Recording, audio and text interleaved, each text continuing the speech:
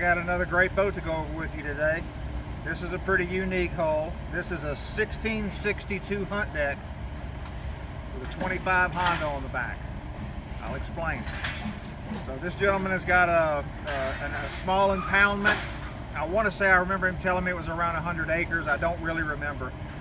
But it's just an impoundment that the boat is probably going to live on for all of its life. If he ever even cranks that boat, it'll just be to get from one end to the other of a 100-acre lake. So he's primarily using this as a pond fishing boat. Now, you can't tell that by the electronics he's got in it because he spared no expense on it. And he did some unique things in this boat that you would want if you were keeping it in a boathouse and just putting it on the lake and using it as your main bass fishing or crappie fishing, whatever you're doing. I'm pretty sure he's bass fishing out of this, but he just goes down to the boathouse, gets in this and takes it out, and this is what he's fishing in his pond out of. So he's doing it in style. He's got so many features on this boat. Hand me that phone, I'll walk through the boat with you. All right, sitting here at the console. As you can see, this console is really short. We went back and forth with him on that, on exactly how he wanted it, and he wanted it very short for a reason, because he's going to be bass fishing out of this thing. Comfort of driving this boat from the steering wheel was not that important to him. As you can see, he doesn't even have a seat here.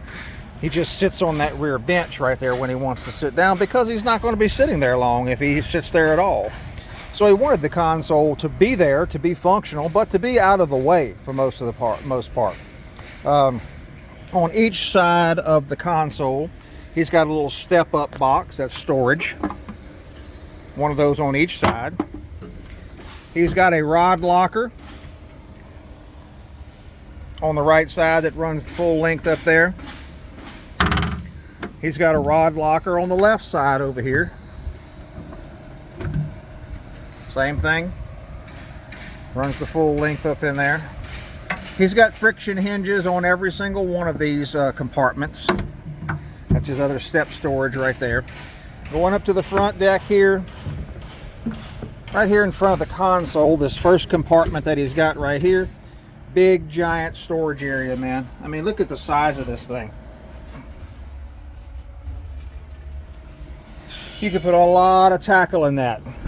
Second hatch, he's got a drop-in tray. Now this drop-in tray that he's got right here is big enough in and of itself to house a whole lot of easy to access tackle. I don't want to move this with one hand, but I'll pause the camera and take this out of here for you. Hang tight.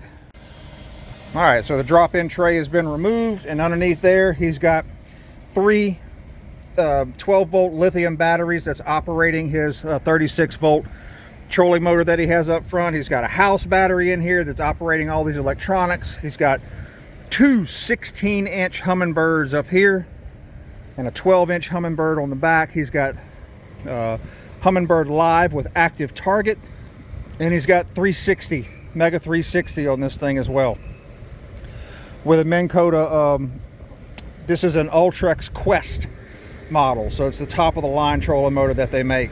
And I mean, this guy is set up. It is really set up nice. Let me put this drop-in tray back in there, which I can do with one hand. All right, that's done. On each rod locker on the side, there's a second hatch that accesses rod tips that get tangled together with a whopper plopper on one end or something. Just an easier way to access the front section of that rod locker right there. Got that on both sides. And then of course he's got two day boxes up here. Day boxes for using what he's using that day. Recessed trolling motor foot tray for the Ultrex Quest. Going to the back here, he has a live well on this side. Nice size live well, goes way back up inside there. On the other side over here, pretty sure this is another live well. Nope, storage. That side's storage. So he's got storage on this side and a live well on that side. And then back here in the back, he's got our standard rear deck. On a GT model, that's going to have his Perco switches, his battery for his cranking battery inside there, bilge pump, fuel cell, back there, live well pumps, and got plenty of room right in the middle for some storage there as well. On the back, he's got 2 of the Minn Kota Talons. I think those are 12 footers, and then the 25 Honda that he's got back there for his main power source when he needs it.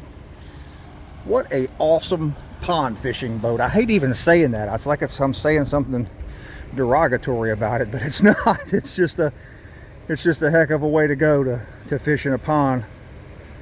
What a great boat, man. Just let this be an example of what Gator Trax can do for you. If you can dream it, if you can think of it, you can come up with it, we can build it. Thanks for checking it out, guys.